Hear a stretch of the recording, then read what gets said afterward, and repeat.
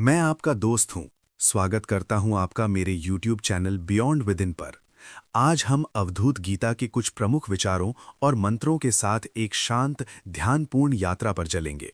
ये प्रस्तुति अवधूत गीता के श्लोकों और व्याख्या का विस्तृत ऑडियो लेक्चर है, जो आत्मा की एक रूपता, रूपों का त्याग, गुरु शिष्य संबंध की सच्ची प्रकृति और नेति नेति के माध्यम से मुक्ति के अनुभव को उजागर करती है। अवधूत गीता को ऋषि दत्तात्रेय ने लिखा है। दत्तात्रेय को बहुत लोग सबसे बड़ा अवतार मानते हैं। वे ब्रह्मा, विष्णु और शिव तीनों के मिले जुले अवतार माने जाते हैं। उनकी बातें उनके दो शिष्यों स्वामी और कर्तिका ने लिखी थीं। ये गीता प्राचीन हिंदू ग्रंथों में गिनी जाती है। दत्तात्रेय प्राचीन वैदिक समय के माने जाते हैं, क्योंकि अर्थवेद में भी दत्तात्रेय उपनिषद का उल्लेख मिलता है। कहा जाता है कि दत्तात्रेय रामायण के समय से भी पहले हुए थे। ऐसा बताया जाता है कि उन्होंने परशुराम जी को श्री विद्या की शिक्षा दी थी और परशुराम राम से पहले हुए थे। दत्तात्रेय ने पतंजलि को भी अष्टांग योग सिखाया था और पतंजलि ने फिर योग सूत्र लिखे। लगभग सभी साधु संत अवधूत गीता को अद्वैत वेदांत की एक महत्वपूर्ण रचना मानते हैं। कुछ विद्वान मानते हैं कि दत्तात्रेय तंत्र विद्या के आरंभ करने वालों में से थे। उनके जन्म और निधन के बारे में कई अलग अलग कथाएं प्रचलित हैं। स्थान और वर्ष की कोई पक्की जानकारी उपलब्ध नहीं है। परंपरा के अनुसार उन्हें मार्गशीर्ष महीने की पूर्णिमा के 14वें दिन बुधवार को जन्मा माना जाता है, पर साल और स्थान निश्चित नहीं है। कुछ जानकारों का अनुमान है कि दत्तात्रेय कम से कम 5000 ईसा पूर्व या उससे भी पहले हुए होंगे। अब हम शांति और ध्यान के साथ अवधूत गीता के बारे में कहा था, ऐसे लोग ही धर्म को जिंदा रखते हैं। इन्होंने सच में खुद को जाना है। इन्हें किसी चीज की परवाह नहीं। शरीर को कुछ भी हो जाए, इन्हें फर्क नहीं पड़ता, न सर्दी गर्मी की, न किसी खतरे की। ये बस ब्रह्मानंद में बैठे रहते हैं। दत्तात्रेय की कहानी कई पुराणों में मिलती है। मार्कंडेय पुराण के 15वें अध्याय की कहानी इस तरह है कि एक ब्राह्मण थे कौशिक। वे एक नर्तकी के प्यार में फंस गए और अपनी दौलत और सेहत खो बैठे।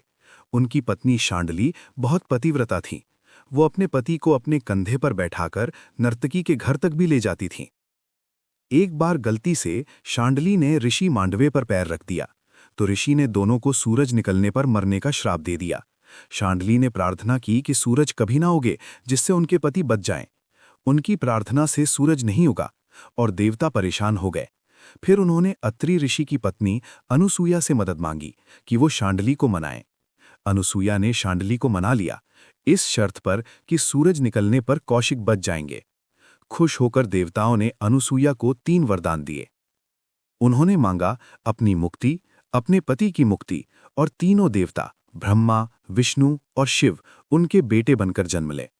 उनकी इच्छा पूरी हुई और अत्रि ऋषि की आंखों से एक प्रकाश निकला, जिससे 3 देवपुत्र सोम, दुर्वासा और दत्तात्रेय जन्मे। ये तीनों ब्रह्मा, शिव और विष्णु के अंश हैं। बाकी पुराणों में अलग अलग कहानियां हैं, लेकिन सब में यही बताया गया है कि दत्तात्रेय का मतलब है अत्रि ऋषि का बेटा। एक कहानी ये भी है कि देवताओं ने अनुसूया की पवित्रता की परीक्षा लेने के लिए ब्रह्मा, विष्णु और शिव सुंदर युवकों के रूप में उनके पास गए, लेकिन अत्रि ऋषि ने सबको पहचान लिया और तीनों को एक ही बच्चे में बदल दिया, जिसके 3 सर थे। ये बच्चा ही दत्तात्रेय कहलाया और इसे तीनों ब्रह्मा, विष्णु और महेश का अवतार माना गया। दत्तात्रेय का जन्म होते ही वे 3-4 साल के बच्चे जैसे दिखने लगे। मैं घर छोड़कर जा रहा हूं माँ। माँ ने कहा, कम से कम एक लंगूटी तो पहन लो। दत्तात्रेय ने कहा, मुझे इसकी जरूरत नहीं माँ, जैसा आया हूं वैसे ही रहूंगा। और उन्होंने पूरी जिंदगी अवधूत यानी मुक्त, बेपरवाह संत की तरह बिताई। वे हजारों लोगों को दीक्षा देते थे। चलते फिरते भी वे लोगों को शिष्य बनाते, मंत्र देते और किसी के धर्म, जाति, लिंग या व्यवहार से कोई भेदभाव नहीं करते। ज्यादातर जीवन उन्होंने उत्तर मैसूर से लेकर महाराष्ट्र और गुजरात में नर्मदा नदी तक घूमते फिरते बिताया। एक किताब में लिखा है कि एक शिष्य ने दत्तात्रेय को गंधमादन पर्वत पर ध्यान करते हुए पाया था। दत्तात्रेय को सच्चा ज्ञान एक ऐसी जगह मिला जो आज के गंगापुर के पास है।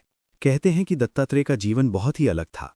पहले वे योद्धा थे, फिर सब कुछ छोड़कर योग में लगे, फिर शराब पीना और एक स्त्री के साथ रहना आदि, ये सब उन्होंने अपने शिष्यों को दिखाने के लिए किया, ताकि वे समझ सकें कि इन सब चीज़ों में रहकर भी वे इनमें लिप्त नहीं होते। अवधूत गीता के अलावा दत्तात्रेय ने जीवन मुक्त गीता नाम की 23 श्लोकों की एक छोटी किताब भी लिखी, जिसमें ज्ञानी यानी जीवन मुक्त की बातें हैं। उन्होंने हरितायन संहिता, एक तांत्रिक किताब, और दत्तात्रेय तंत्र भी लिखे। दत्तात्रेय का जिक्र महाभारत, याज्ञवल्क्य उपनिषद, जबाल उपनिषद, नारद परिवारजक उपनिषद, भिक्षु उपनिषद और शांडिल्य उपनिषद में भी हुआ है। वैष्णव लोग उन्हें बहुत मानते हैं क्योंकि उन्हें विष्णु का अवतार कहा गया है। दत्तात्रेय ने त्रिपुरा रहस्य के ज्ञान कांड को परशुराम को सुनाया था ताकि परशुराम के मन में मुक्ति को लेकर जो सवाल आमतौर थे पर 4 कुत्तों के साथ दिखाया जाता है जो चारों वेदों के प्रतीक है। उनके पीछे एक गाय होती है जो विष्णु जी का रूप मानी जाती है। हाथ में त्रिशूल होता है जो शिव जी का प्रतीक है और उनके 3 सिर होते हैं जो ब्रह्मा जी को दर्शाते हैं। आइए अवधूत गीता को पंक्ति दर पंक्ति समझने की कोशिश करते हैं। सिर्फ भगवान की कृपा से ही समझदार लोगों में अद्वैत यानी नॉन डुअलिटी की चाह जगती है ताकि वे बड़े डर से बच सके। मैं उस निराकार, अखंड, शुभ और कभी न बदलने वाले परमात्मा को कैसे नमस्कार करूं जो हर जगह खुद ही फैला है और आत्मा में भी खुद ही है। ये सारा ब्रह्मांड जो 5 तत्वों से बना है, मृग तृष्णा के पानी जैसा है। अरे मैं किसको प्रणाम करूं जब मैं अकेला और बिल्कुल शुद्ध हूं। सब कुछ सच में वही परमात्मा है। फर्क और बेफर्क जैसी कोई बात नहीं है। मैं कैसे कह दूं ये है, ये नहीं है। मैं तो हैरान हूं। वेदांत का असली मतलब यही ज्ञान है। यही सबसे बड़ा ज्ञान है कि मैं असल में निराकार, सब जगह फैला हुआ आत्मा हूं। इसमें कोई शक नहीं कि मैं वही भगवान हूं जो सबका आत्मा है, बिल्कुल शुद्ध, अखंड, आसमान जैसा। मैं सच में अडोल और अनंत हूं, इम्यूटेबल और इन्फिनिट, जो सिर्फ ज्ञान का रूप है। मुझे नहीं पता किससे या कैसे सुख दुख होते हैं। मेरे मन में कोई अच्छा या बुरा विचार नहीं है। शरीर में कोई अच्छा या बुरा काम नहीं है। मुंह से कोई अच्छा या बुरा बोल नहीं है। मैं इंद्रियों से परे सिर्फ ज्ञान का असल में अमृत हूं, आकाश जैसा बिल्कुल है। शुद्ध। मन हर तरफ है। मन ही बीता हुआ है, मन ही सब कुछ है। लेकिन सच में मन जैसी कोई चीज नहीं है। मैं ही एक हूं, सब कुछ हूं, जगह से परे और लगातार हूं।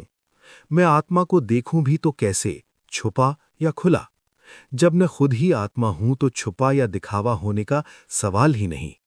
इस तरह तुम एक ही हो, फिर भी क्यों नहीं समझते कि तुम वही बदल ना सकने वाले एक हो? शास्त्रों में अलग अलग तरीके से साफ साफ कहा गया है कि सब कुछ ब्रह्म है। तुम वही हो जो बाहर भी है और अंदर भी। तुम हमेशा, हर जगह, हर समय मौजूद शुभ आत्मा हो। फिर क्यों मोह में पड़कर इधर उधर भटक रहे हो जैसे कोई भटकी हुई आत्मा हो? न तुम्हारे लिए और न मेरे लिए मिलना बिछड़ना है। न तुम हो, न मैं हूं, न ये ब्रह्मांड है। सब कुछ बस आत्मा ही है। ओम तत्सत्य।